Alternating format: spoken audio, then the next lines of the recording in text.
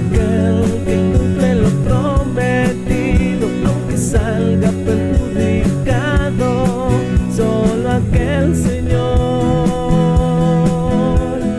El Señor puede habitar en tu santuario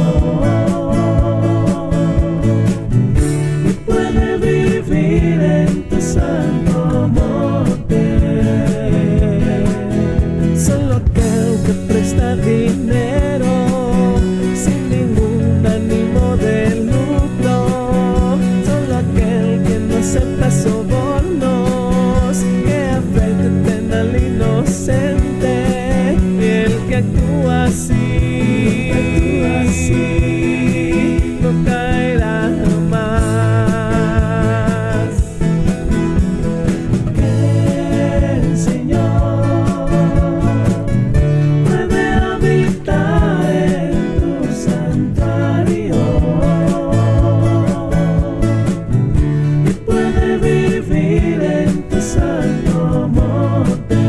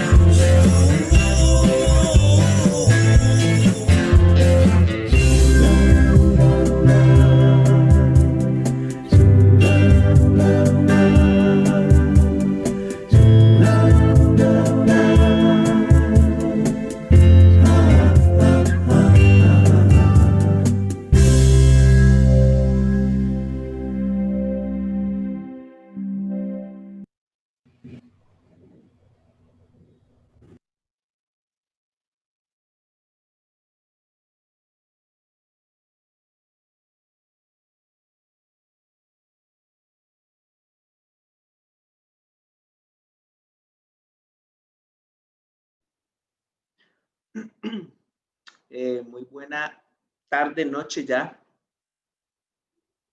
Bienvenidos todos a la reunión, a la última reunión de familia de la Iglesia de Cristo Internacional del 2020.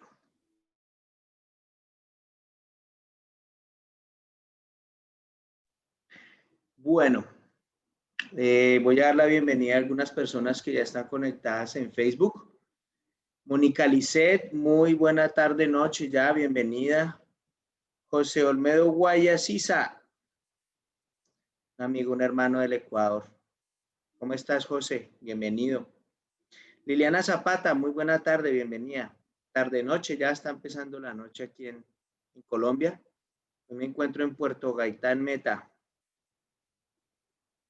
Zaida Mendoza, muy buena tarde, noche, bienvenida. César Tapia también, muy buena tarde, noche, ya bienvenido. De pronto si nos pueden escribir de dónde nos están viendo, dónde se encuentran en este momento, para saber de qué lugares nos tenemos hoy visitas. Bienvenida a mi esposa Laura Constanza, que se encuentra por allá en Villavicencio. Bienvenido Pedro Ferney, Vilma, Clarisa también, muy buen tarde noche ya, bienvenidos. Voy a hacer un ajuste acá y ya vamos a iniciar con una oración.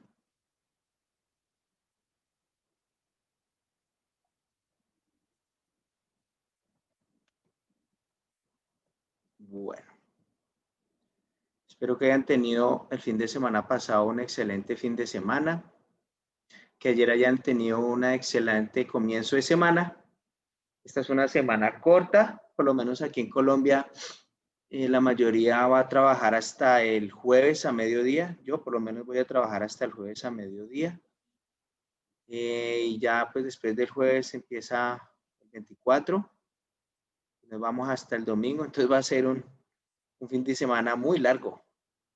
Aunque en la ciudad donde yo vivo, en Villavicencio, nos colocaron toque de queda. Entonces empieza a las 10 de la noche del 24 y termina a las 5 de la tarde del siguiente día. Entonces el 24 pues lo pasamos en nuestra casita, juiciositos, y el 25 también, que es un día festivo. Neyiret Palacios, muy buena tarde, noche, bienvenida. Neyiret está en Acacias, saludos a los hermanos en Acacias. Allá también está Norita Martínez y está Nicolás Navas también. Matt Encanza. No sé dónde nos ves, creo que es de República del Congo o de Mozambique de pronto. Debe ser Mate Encanza. Bueno, Encanza. Bueno, muy buena tarde para todos ustedes. Voy a iniciar con una oración y arrancamos, ¿les parece? Bueno, cariñoso Señor, Dios, Rey Santo, Padre mío que estás en los cielos, que reinas y gobiernas, Señor, por los siglos de los siglos. Hermoso Padre, toma control de mí en esta tarde, noche ya, Señor, que vengo a predicar tu palabra, Dios, en esta reunión de familia del día 22 de diciembre del 2020, Dios, ya cerrando esta última reunión de este año, Señor. Pero por favor me utilices por medio de tu espíritu, me des mucha sabiduría, mucho entendimiento, Padre, mucho conocimiento para transmitirlo a las personas que están conectadas el día de hoy, Señor. Que tu palabra, Dios, llegue hasta lo más profundo de nuestros huesos, de nuestros tuétanos y de nuestro ser. Y desde allá adentro hay un cambio verdadero en nuestra manera de pensar, de decidir, de actuar, de vivir, Señor, de ser, Padre. Y te ruego por todas y cada una de las personas que están conectadas, que por favor, Señor, tu palabra transforme el corazón de cada uno de nosotros, Dios, y nos enseñes a vivir lo que está escrito allí, Padre. Gracias, Dios, y pues te oro y agradezco por todo en el amado nombre de Cristo Jesús. Amén. Bueno, entonces, habíamos quedado que hace 8 días quedamos en Primera de Pedro. Entonces, quedamos en Primera de Pedro capítulo 1, versículo 6. Entonces vamos a seguir hoy ahí también en Primera de Pedro capítulo 1, versículo 6. Entonces, por favor, si me acompañan. a la Biblia y vamos allá. Bueno. Quedamos en Primera de Pedro, capítulo 1, versículo 6, dice, esto les causa gran regocijo, aun cuando les sea necesario soportar por algún tiempo diversas pruebas y aflicciones. Hasta ahí habíamos llegado. Hasta ahí habíamos llegado. Y voy a hacer un alto ahí para hablar acerca de algo. Nora Martínez, muy buena tarde, noche, bienvenida. ¿Por qué fueron los cristianos objeto de persecución? Esta carta que Pedro está enviando, esta primera carta que Pedro envía a los hermanos que habían sido dispersados por toda aquella región a causa de la persecución que había iniciado. ¿Por qué fueron los cristianos objeto de persecución? Bueno, los cristianos fueron objeto de persecución por varias razones, las más importantes. La primera, se negaron a adorar al emperador como un dios y por esa razón se les consideraba ateos y traidores.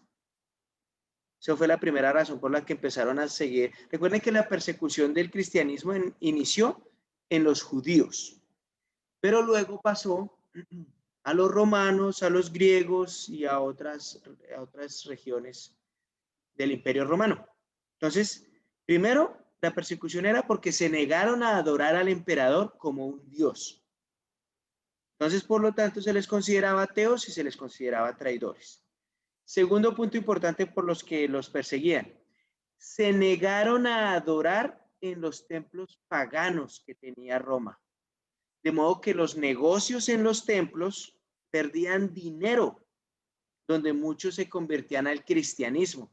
Eso lo vimos al principio de este estudio, hace 3 estudios, que empezamos esta de primera de Pedro, la iniciamos hace 3 estudios, y nos dimos cuenta que en una ocasión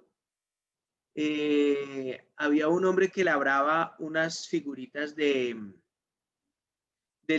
templo de la diosa Diana en Roma, y resulta que como muchos estaban convirtiendo al cristianismo, y cuando una persona se convierte al cristianismo, lo primero que entiende la persona cuando se convierte al cristianismo y conoce la palabra de Dios, lo primero que entiende la persona es que la idolatría desagrada a Dios.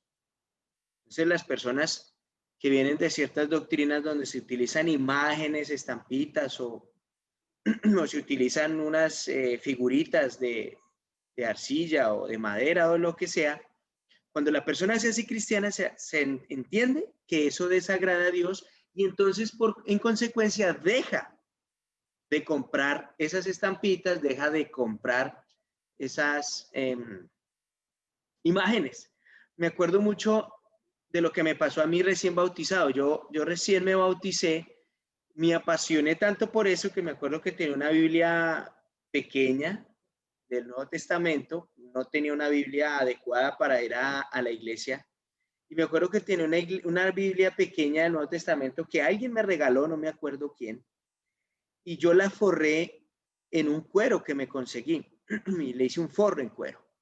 Pero me acuerdo tanto que como yo vengo de una cultura, de una tradición católica, me acuerdo que cuando hice mi primera comunión, no, cuando hice la confirmación, me parece, nos dieron unos crucifijos de madera que daban, pero en el crucifijo venía pegado un Cristo metálico, una imagen de un Cristo en metal, pegado al madero. Así era, más o menos por ahí, así grandecito. Y me acuerdo que yo lo quité del madero, ese Cristo metálico, y con boxer o con pegante super bonder, no sé, con un pegante me acuerdo que se lo pegué a la Biblia, al cuero que había hecho, y me fui todo orgulloso para la reunión de familia o el servicio, no me acuerdo, es que eso ya hace 18 años que pasó eso. Y me acuerdo que yo me llevé la Biblia con esa imagen ahí pegada, y llegué allá y yo todo orgulloso con mi Biblia y mi imagen, y pues sí los demás me miraban raro, pero pues yo no.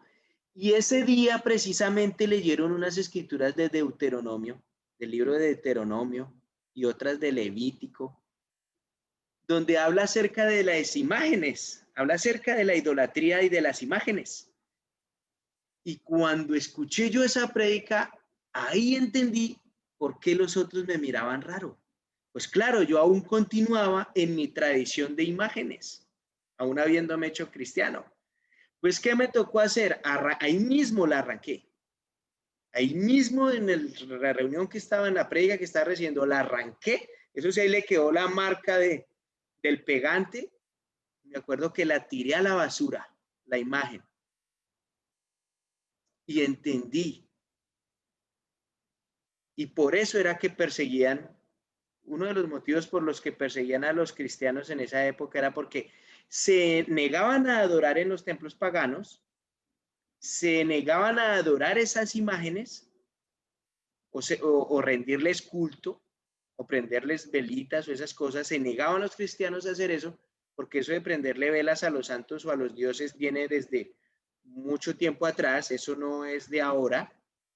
Prenderle velas a santos o a dioses, eso no es de ahora, eso viene de mucho tiempo atrás. Entonces, de modo que los negocios en los templos, en esos templos perdían dinero, porque muchos se convertían al cristianismo, entonces ya no seguían comprando esas imágenes o esas estampitas o esas cosas. Un tercer punto por lo que ellos sentían persecución era que los cristianos no apoyaban los ideales de Roma acerca del ego, del poder y la conquista. Parece que tanto los griegos como los romanos tenían sus filósofos y sus cosas y se apoyaban en esos ideales y en esas filosofías egocentristas, se apoyaban en esas filosofías del yo, del super yo y yo y primero yo y segundo yo y tercero yo. Eso pasaba en el Imperio Romano. Entonces, como los cristianos no apoyaban esas ideas de Roma, del ego, del poder, de conquistar, y los romanos rechazaron ese ideal cristiano de servir, de amar, o sea, al Roma no le gustaba ese ideal de ponerse en los zapatos del otro, de servir y ayudar al otro, pues a Roma eso no le interesaba. Rechazaron ese ideal cristiano, ese servicio altruista lo rechazaron, no lo querían. Querían era su ideal de ego, de poder, de conquista, y por eso también tuvieron persecución los cristianos. Otro cuarto punto por el que recibieron persecución los cristianos, porque pusieron al descubierto y rechazaron la terrible inmoralidad de esa cultura. O sea, el cristiano puso en descubierto lo que estaba pasando, rechazaron esa inmoralidad de esa cultura pagana romana y por eso no eran aceptados. Se habían vuelto enemigos del Imperio Romano y de los judíos fariseos porque no se amoldaban a esas culturas. Pero continuemos ahí entonces en primera carta de Pedro, capítulo 1, versículo 7. Cassandra, muy buena noche. Espero te haya ido bien con tu nieta en las compras que estabas haciendo hoy. Tiene una hermosa voz tu nieta. Debe ser una niña muy linda. Me la saludas. Cassandra nos acompaña desde Tequila, México. Bienvenida, mujer. Norita, que está en las casillas, también bienvenida. Primera de Pedro, capítulo 1, versículo 7 dice: pero cuando la fe de ustedes sea puesta a prueba, como el oro, habrá de manifestarse en alabanza, gloria y honra el día que Jesucristo se revele. El oro es perecedero y sin embargo se prueba en el fuego. Y la fe de ustedes es mucho más preciosa que el oro. Ustedes aman a Jesucristo sin haberlo visto y creen en él aunque ahora no lo ven. Y se alegran con gozo inefable y glorioso. Ese gozo inefable es un gozo indescriptible. Es una cosa poderosa que se siente adentro. Es una alegría que no se puede describir. Por eso dice, y se alegran con gozo inefable y glorioso El versículo 9 dice, porque están alcanzando la meta de su fe, que es la salvación. Los profetas que hablaron de la gracia destinada a ustedes estudiaron e investigaron con detalle todo acerca de esta salvación. Ellos querían determinar a quién y a qué momento se refería el Espíritu de Cristo que estaba en ellos, cuando anunciaba de antemano los sufrimientos de Cristo y las glorias que les seguirían. Versículo 12. Dios les hizo saber que su tarea no era para ellos mismos, sino para nosotros, y que solo administraban lo que a ustedes ahora les anuncian aquellos que les han predicado el Evangelio por el Espíritu Santo enviado del cielo. Estas son cosas que aún los ángeles quisieran contemplar. Mire, escuchemos ahí esto que están diciendo. Esto del Evangelio, dice ahí, estas son cosas que aún los ángeles quisieran contemplar.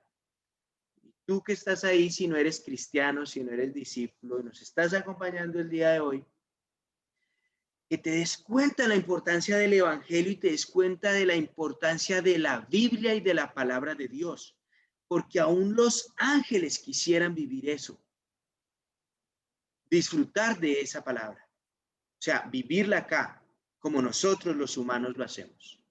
El versículo 13 dice, por lo tanto, preparen su mente para la acción.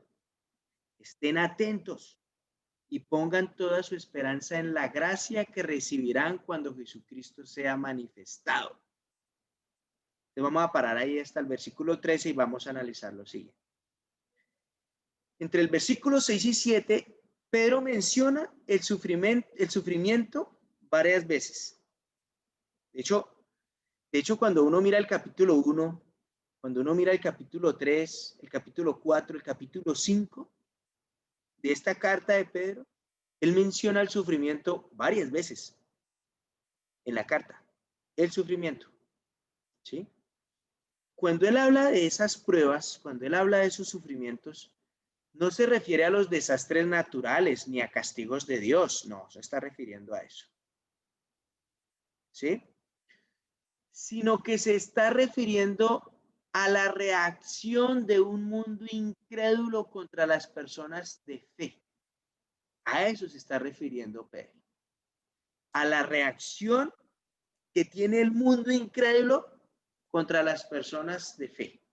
Entonces, todos aquellos, todo aquel que es un verdadero cristiano, en algún momento de su vida se va a enfrentar a este tipo de pruebas, de persecución, o a este tipo de pruebas donde va a ser rechazado, ¿sí?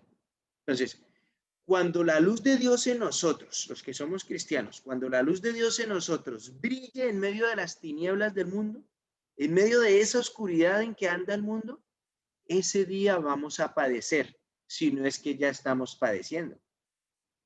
En algún momento yo lo decía, los cristianos, el cristianismo de hoy en día es un cristianismo relajado, seamos sinceros. Nosotros no vivimos las pruebas, nosotros no vivimos los sufrimientos que vivieron los primeros cristianos, los del primer siglo. Pero en algún momento de nuestra vida, créame que vamos a vivir alguna especie de persecución o sufrimiento por esta fe que llevamos de Dios. Al mundo no le gusta eso, ¿sí? Entonces, debemos aceptar esas pruebas como parte del proceso de refinamiento que consume las impurezas. Entonces, aquí habla acerca del oro. En esta carta de primera de Pedro dice que como el oro cuando es refinado. Entonces, lo que se hacía en ese entonces, no sé si hoy en día todavía se haga, creo que sí.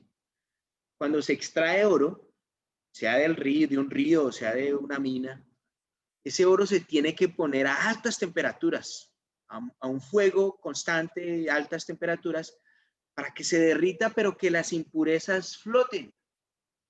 Cuando las impurezas que están en el oro flotan, se recogen y se quitan. para que el oro pueda ahí sí ser moldeado y enfriado y pueda quedar el oro refinado sin ninguna impureza. 24 quilates, perfecto.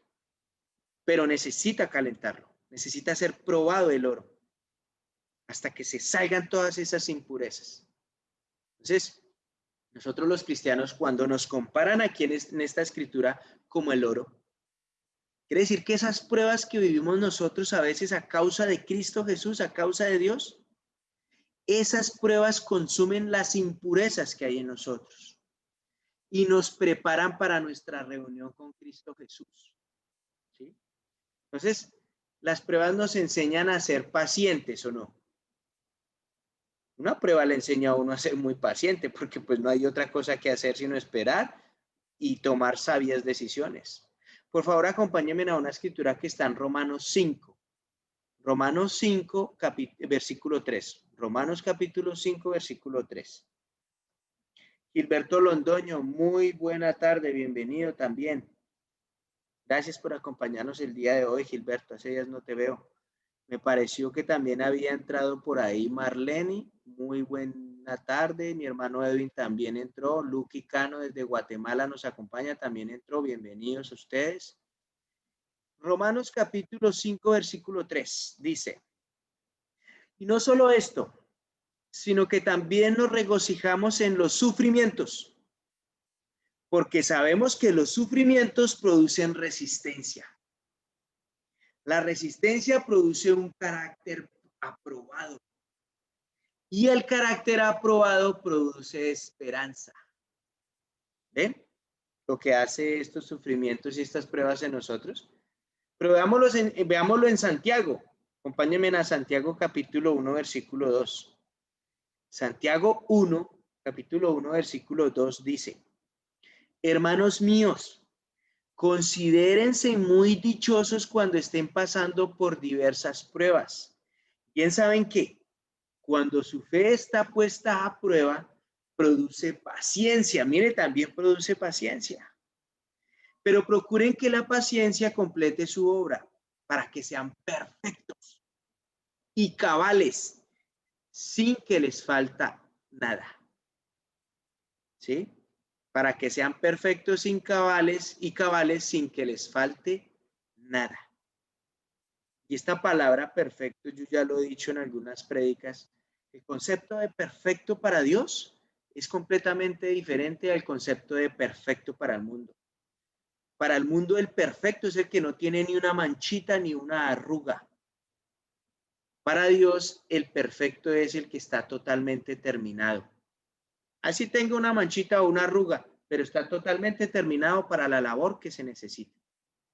Y acuérdense que yo he hecho la comparación como cuando un alfarero está haciendo un pocillo, empieza a girar la rueda esa y empieza al barro a darle forma, y de pronto hizo algo y no le gustó y lo destruye y vuelve y arranca y lo hace muchas veces, y de pronto en ese proceso pudo haber caído un mugrecito o alguna cosita, pero de pronto ya dio y terminó su pocillo. Después de que el alfarero termina su pocillo, pues lo pasa al horno y lo calienta, lo prueba en el horno. Y en el horno se fortalece el pocillo. Y cuando lo saca este alfarero y lo mira, dice, está perfecto. Y alguno llega y le dice, uy, pero mire, ahí le quedó un mugrecito a lo que usted lo moldeó y luego lo pasó al horno, mire, le quedaron unos punticos negros. Y el alfarero lo que va a decir es, venga, me sirve un café. Y se sirve un buen tinto colombiano y se lo toma y dice, no, si está perfecto el pocillo, vea, está totalmente terminado para la labor que lo hice, que era tomarme un café. Eso es perfecto para Dios. Está totalmente terminado para la labor que Dios necesita que haga. No como en el mundo, que es una perfección ambigua, sin mancha y sin arruga. No, eso no se trata.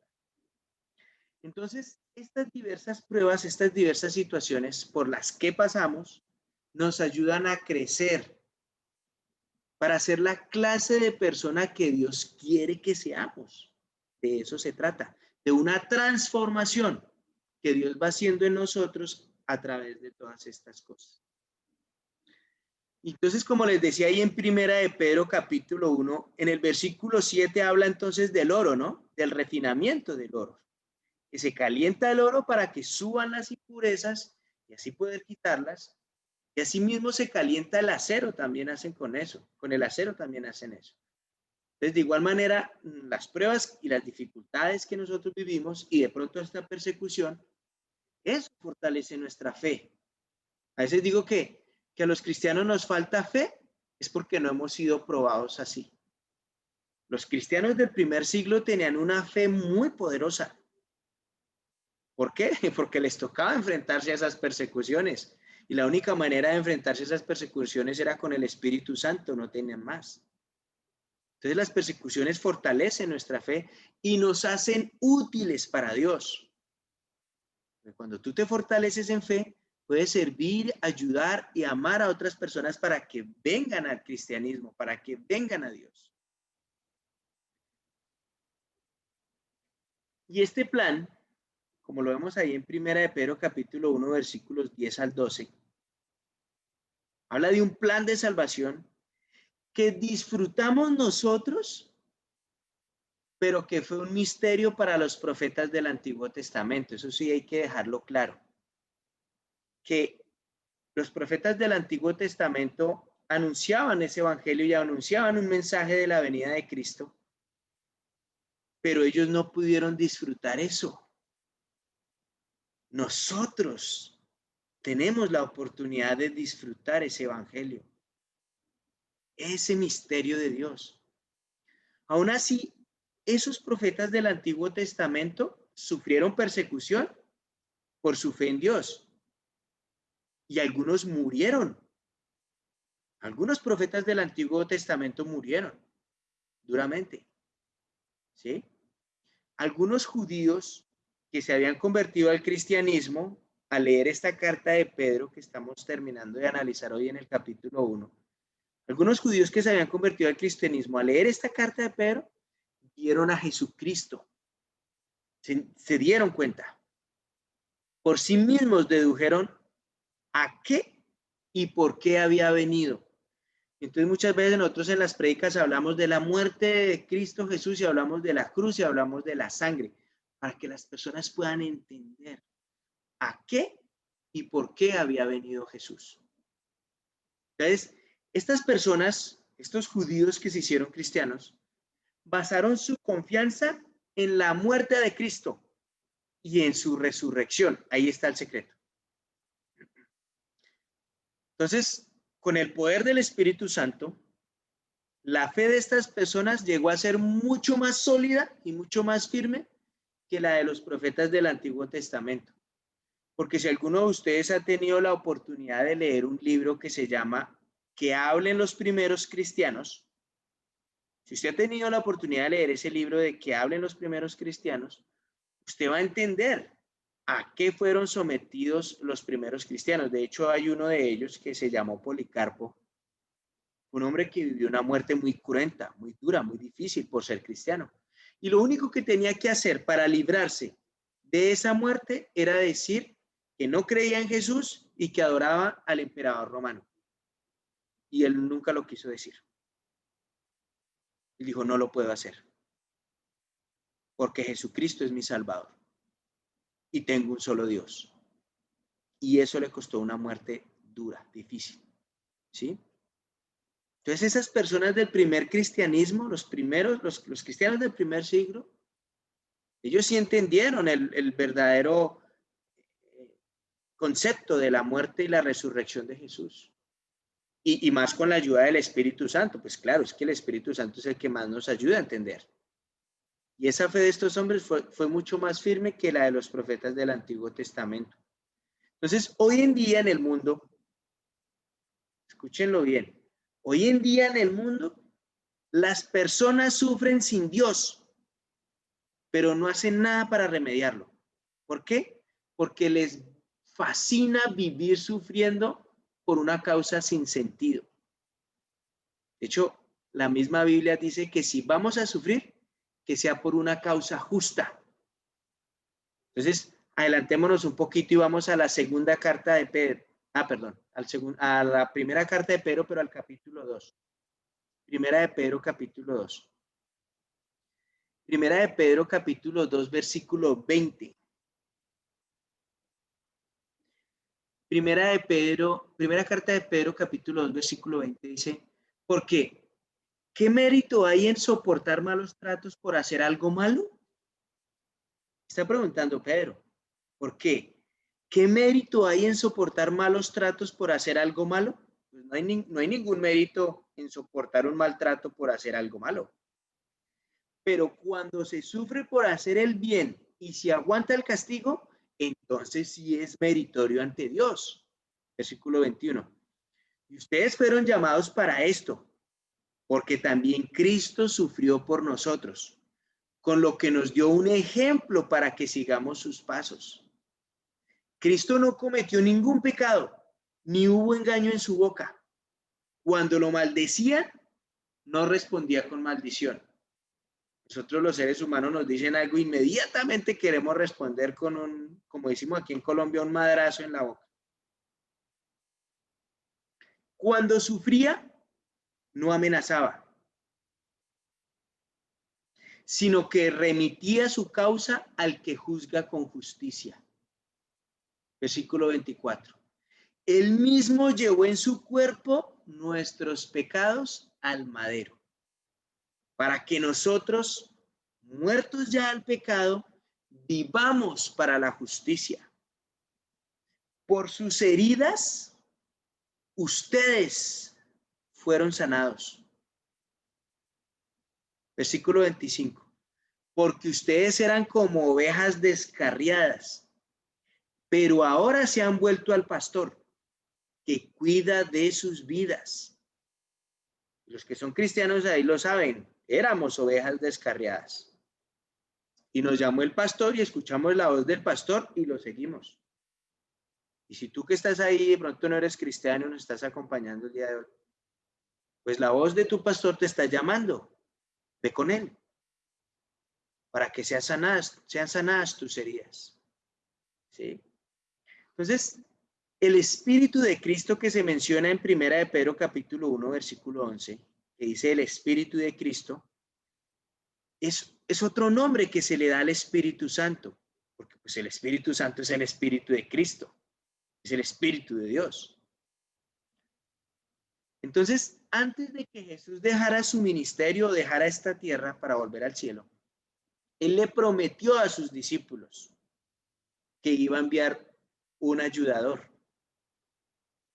el Espíritu Santo, que iba a enviar a alguien que los iba a consolar, el Espíritu Santo. ¿Para qué? Para enseñar, para ayudar, para guiar a sus seguidores. Para eso es que sirve el Espíritu Santo. Juan capítulo 14, versículo 15, por favor, acompáñenme. Juan capítulo 14, versículo 15 dice, si me aman, Juan 14, 15, si me aman, obedezcan mis mandamientos. Oiga, si me aman, obedezcan mis mandamientos. Y yo rogaré al Padre, y Él les dará otro consolador para que esté con ustedes para siempre. Óigalo, para siempre, no por un ratico. El Espíritu Santo no nos lo dan por un ratico, nos lo dan para siempre y no nos lo dan a cuotas. El Espíritu Santo nos lo dan de una cuando nos bautizamos. ¿Sí? Versículo 17. Es decir, el Espíritu de verdad, al cual el mundo no puede recibir. Oiga, al cual el mundo no puede recibir porque no lo ve ni lo conoce. Pero ustedes lo conocen porque permanece en ustedes y estará en ustedes. Yo creo que está en mí. Versículo 18. No los dejaré huérfanos. Ahí está diciendo Jesús, no los dejaré huérfanos. Vendré a ustedes dentro de poco. El mundo no me verá más, pero ustedes me verán. Y porque yo vivo, ustedes también vivirán. En aquel día ustedes sabrán que yo estoy en mi Padre y que ustedes están en mí. y que yo estoy en ustedes. Pues cuando Jesús habla este trabalenguas acá, de que en aquel día ustedes sabrán que yo estoy en mi Padre y que ustedes están en mí y que yo estoy en ustedes, pero lo que está queriendo decir Jesús es que va a enviar su Espíritu Santo para que Él more en nosotros y tome control de nosotros. Entonces, cuando tengo el Espíritu Santo en mí, lo que va tomando control de mí es Jesús, es Dios a través del Espíritu Santo. Y el versículo 21 dice, el que tiene mis mandamientos y los obedece, ese es el que me ama. Y el que me ama será amado por mi Padre. Y yo lo amaré y me manifestaré a él. Judas, pero no Iscariote, le dijo, Señor, ¿cómo es que te manifestarás a nosotros y no al mundo? Jesús le respondió, el que me ama obedecerá mi palabra, y mi Padre lo amará, y vendremos a él, y con él nos quedaremos a vivir. Miren este punto, escuchen esto tan profundo que está diciendo acá en el versículo 23. Jesús le respondió, el que me ama obedecerá mi palabra, porque el amor es eso, obediencia. El que me ama obedecerá mi palabra, y mi Padre lo amará, y vendremos a él, y con él nos quedaremos a vivir. O sea, ¿se imagina? Jesús, Dios, uno solo, con el Espíritu Santo viviendo en mí.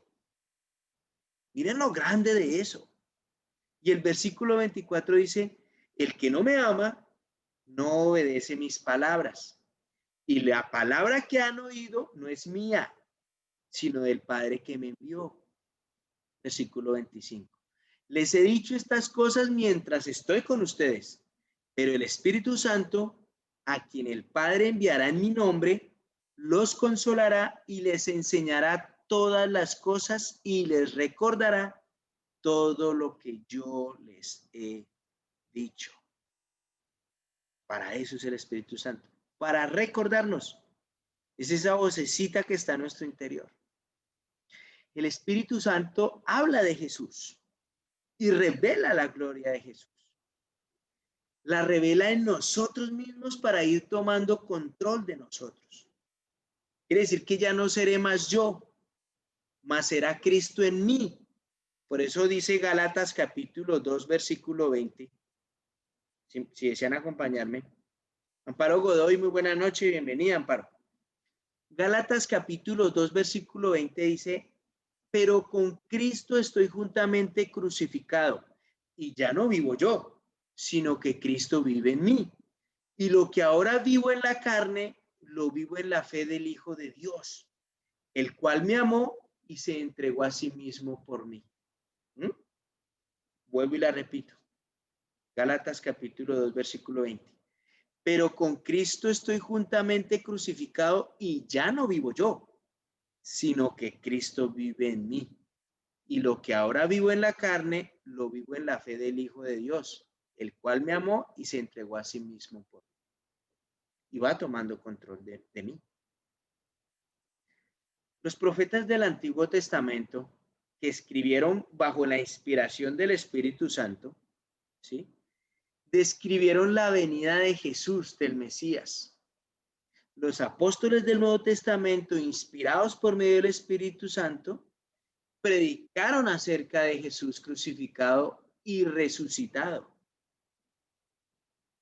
para que las personas pudieran reconocer a Dios y ese plan de Dios para poder rescatar a la humanidad que se consume cada día en el pecado. La humanidad cada día se va consumiendo en el pecado y se va destruyendo ella misma sin una causa justa y sufre el dolor del pecado en su propia carne. Y el inminente regreso de Cristo Jesús, es inminente, lo digo porque va a pasar, yo lo creo, y está escrito en la Biblia, es inminente que Él venga, o sea, va a venir porque va a venir. Y ese inminente regreso de Cristo Jesús debe motivarnos a vivir para Él. Eso nomás, eso debe motivarnos para vivir para Él. Eso significa estar mentalmente vigilantes. Por eso ahí Primera de Pedro capítulo 1 versículo 13, que es la que estamos estudiando hoy.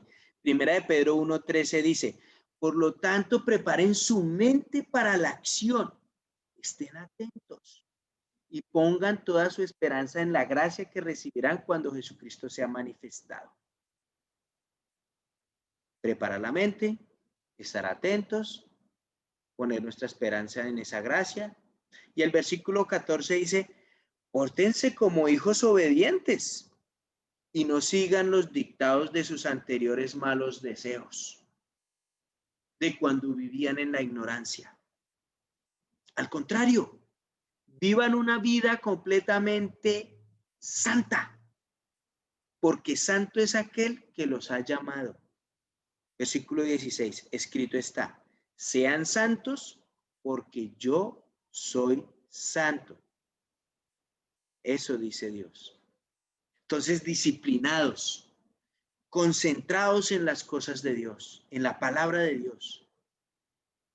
Si nuestra muerte llegara ahora, si yo termino esta reunión y qué tal, inmediatamente llegara Jesús o nos llegara el momento de nuestra muerte, que Dios no lo quiera, pero si llegara a pasar, en este mismo momento, ¿estamos listos para encontrarnos con Cristo?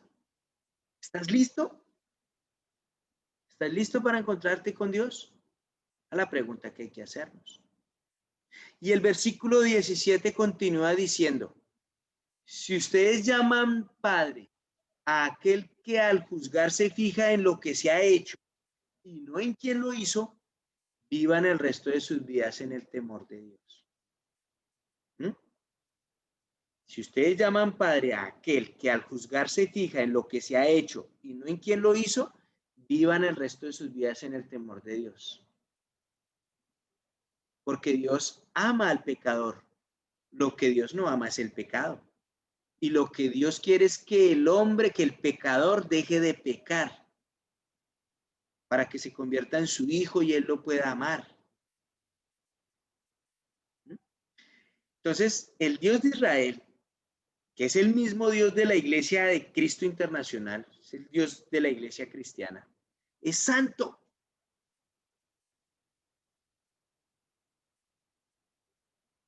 Ese Dios de nosotros determina las normas como debemos vivir en esa santidad. A diferencia de los dioses romanos o de los dioses griegos. A diferencia de esos dioses, nuestro Dios no es belicoso, no es malo, no es un Dios adúltero ni rencoroso. Si ustedes han tenido la oportunidad de leer algo acerca de los dioses griegos o romanos, o literatura, por lo menos uno lee la Odisea de Homero.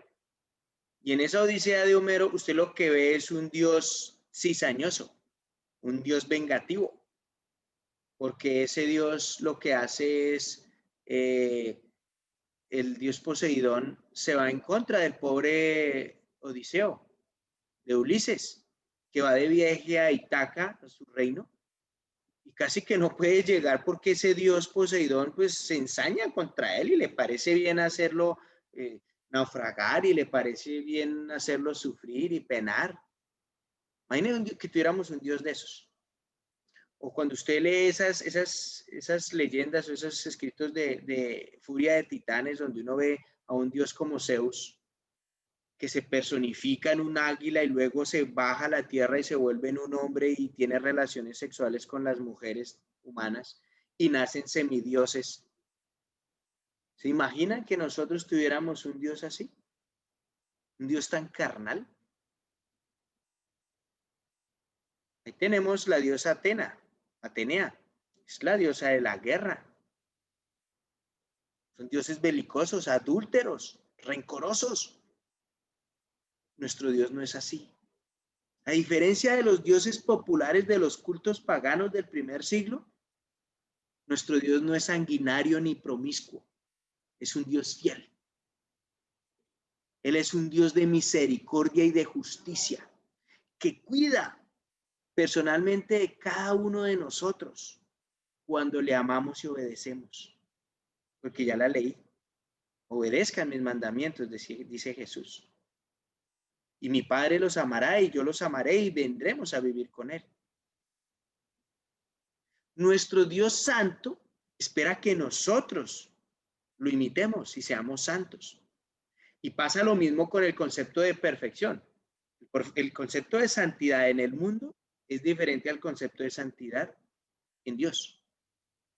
Porque la palabra santidad significa apartado de. Es cuando usted vea que entre los discípulos están diciendo, este tipo es santo, o somos santos, o ese es un santo, no está queriendo decir que hacemos milagros como lo hacen los santos que uno ve allá en las imágenes, a los cuales los beatifican y porque hacen milagros. La santidad no es hacer milagros, no. La santidad es apartarse del mundo para agradar a Dios. Eso es santidad, eso sí realmente es ser santo. ¿Sí? Entonces, nuestro Dios santo espera que nosotros lo imitemos. Así como Él, debemos ser compasivos, misericordiosos, justos, honestos, amorosos, también sacrificados por los demás. Pues eso lo hizo Dios. Después de que las personas dedican su vida a Cristo Jesús, pasa también que aún se siente cierta atracción por las costumbres pasadas, aún siendo cristiano. Y muchos de los que son cristianos y me están escuchando hoy, lo saben. Que cuando nos hacemos cristianos aún todavía quedan unas pequeñas impurezas que nos hacen a veces mirar hacia atrás. Afortunadamente tenemos el Espíritu de Dios. Pero nos dice que debemos ser como nuestro Padre Celestial, santos en cada cosa que hacemos. Entonces, santidad significa mantenerse totalmente dedicados a Dios, apartados o separados del mundo para un uso especial, apartados del pecado y de su influencia. Tanto así que como dice la Escritura, hasta los mismos ángeles quisieran contemplar eso. Debemos mantenernos apartados y ser diferentes al mundo, no mezclados con él. Continuemos ahí en Primera de Pedro 1:18, ya para ir terminando nuestra reunión de hoy, la última del 2020. Dice Primera de Pedro capítulo 1, versículo 18. Ustedes saben que fueron rescatados de una vida sin sentido. O sea, ¿qué vivíamos antes? Una vida sin sentido. Dios nos da sentido para vivir. Y continúa diciendo, la cual heredaron de sus padres. Por eso se le llaman pautas de crianza. ¿Han escuchado esa palabra? Esas pautas de crianza, esas dos palabras. Cuando usted escucha pautas de crianza, quiere decir que los hijos repiten lo mismo que los padres. Y aquí lo está diciendo la Escritura, la cual heredaron de sus padres. Y que ese rescate no se pagó con cosas corruptibles como el oro y la plata, sino con la sangre preciosa de Cristo, sin mancha y sin contaminación, como la de un cordero. Versículo 20, que ya había sido destinado desde antes de que Dios creara el mundo, pero que se manifestó en estos últimos tiempos por amor a ustedes. Entonces, si alguno cree que el plan de que Jesús viniera a la tierra y se entregara por nosotros en la cruz fue un plan improvisado por Dios, no olvídese. Porque la misma Escritura está diciendo que es un plan que Dios creó desde antes del mundo. ¿Y por qué lo creó Dios desde antes del mundo? Ya sabía Dios que iba a enviar a su Hijo a morir por nosotros, porque yo ya lo he dicho. Nosotros vivimos en vivo, Dios ve en diferido. Y Dios puede ver el principio y el final del mundo. Y puede ver el principio mío y el final mío y el principio tuyo y el final tuyo. Dios lo puede ver. Y Dios de antemano ya sabía lo que los seres humanos iban a hacer. Desde Adán y Eva hasta el día de hoy y más adelante. Dios ya lo sabía. Y por eso Dios de antemano ya había dispuesto el plan de enviar a su Hijo a su debido tiempo. Porque Dios ya sabía cómo es el corazón humano y que le tocaría hacer eso. Versículo 21.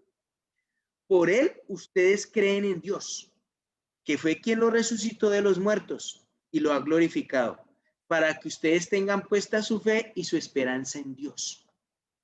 Y ahora, ya que se han purificado mediante su obediencia a la verdad, Para amar sinceramente a sus hermanos, ámense los unos a los otros de todo corazón.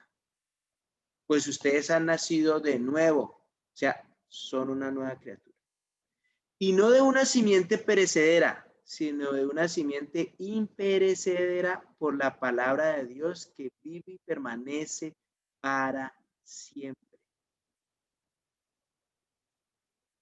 Este pedacito habla de un esclavo que fue redimido por un pago costoso que fue la muerte de Cristo. Dios pagó por nuestro rescate para librarnos de la esclavitud y la tiranía del pecado, no con dinero, sino con la sangre preciosa de su propio Hijo. Nosotros no podemos escapar del pecado por nuestros propios medios. Solamente la vida del Hijo de Dios puede librarnos. Su muerte y su resurrección y la vida que tiene ahora a la derecha de Dios es lo que puede librarnos. Y nos está exhortando a amarnos los unos a los otros, pero con un amor no fingido. Ese que llaman el amor ágape, ese amor sacrificado, de eso se trata. Implica una entrega desinteresada y total. Por esa razón es que una persona egoísta no puede amar de verdad. Una persona egoísta no ama de verdad. Para una persona que ama de verdad, le es más fácil reconocer sus faltas. Para una persona que ama de verdad, le es más fácil confesar su pecado, le es más fácil arrepentirse, le es más fácil humillarse y le es más fácil cambiar. A una persona que ama de verdad. Mientras que ese amor humanológico, como lo decía esta mañana en su devocional Orlando Rocha, ese amor humanológico, ese amor es muy ambiguo y egoísta, es un amor malo. El amor humano, ese amor humanológico es un amor tóxico, como dicen los jóvenes hoy en día. El amor de Dios y su perdón nos libra de la posibilidad de mirarnos a nosotros mismos y creernos nuestros propios dioses. Y por el contrario nos motiva más bien a satisfacer las necesidades de los demás. El amor de Dios nos ayuda a satisfacer antes que a mí mismo las necesidades del otro. Eso hace el amor de Dios. Al sacrificar Cristo su vida, nos mostró que en realidad nos ama. Ahora, nosotros podemos amar a los demás siguiendo ese ejemplo, entregándonos de un modo generoso. Y el versículo 24 de Primera de Pedro capítulo 1 dice, porque todo hombre es como la hierba y toda su gloria es como una flor. La hierba se seca y la flor se marchita, pero la palabra del Señor permanece para siempre. Y estas son las buenas noticias que se les ha anunciado. Y para terminar hoy este capítulo. Todo hombre es como la hierba y toda su gloria es como una flor. La hierba se seca, la flor se marchita, pero la palabra del Señor, esa permanece para siempre. Esa es una buena noticia. Y esta primera carta de Pedro en el capítulo 1 ya nos está dando una buena noticia, nos está dando una noticia de esperanza. Y esa escritura a la que están haciendo referencia ahí es la de Isaías capítulo 40, versículo 6. Voy a leerla para terminar. Al hacer referencia a Isaías 46, que dice así: una voz decía, grita. Y yo respondí, ¿y qué debo gritar? Grita que toda carne es como la hierba y que su belleza es como la flor del campo. Tú sí me estás escuchando ahí. Tu belleza es como la hierba. Tu juventud es como una flor del campo que se marchita en cualquier momento. Versículo 7. La hierba se seca y la flor se marchita porque el viento del Señor sopla sobre ella. Y a decir verdad, el pueblo es como la hierba. El pueblo es como la hierba. Si la hierba se seca y la flor se marchita, pero la palabra de nuestro Dios permanece para siempre. Pedro nos recuerda a los cristianos que toda esta vida, todos estos bienes, logros que conseguimos, las personas que hacemos nuestros dioses, finalmente se marchitan y perecen. Solo son permanentes la voluntad de Dios, su palabra y su obra. Debemos evitar codiciar lo temporal y concentrar nuestro tiempo en las cosas del cielo. Espero que este primer capítulo de esta serie que estamos trabajando, que iniciamos hace 3 semanas, del valor de confiar en Él. Este primer capítulo que nos llevó casi un mes, vamos a llevarlo a nuestra propia vida y vivir estas escrituras. Y como les decía, hoy cerramos las reuniones de familia del 2020. Las empezamos, ya les digo cuándo empezamos o cuándo nos volvemos a ver. Nos volvemos a ver en enero del 2021, el día martes 12 de enero. El martes 12 de enero los vuelvo a esperar aquí en la reunión de familia para continuar estudiando esta primera carta de Pedro, ahora en el capítulo 2. Y tendremos el primer servicio del 2021 el día domingo 17 de enero. El primer servicio del 2021.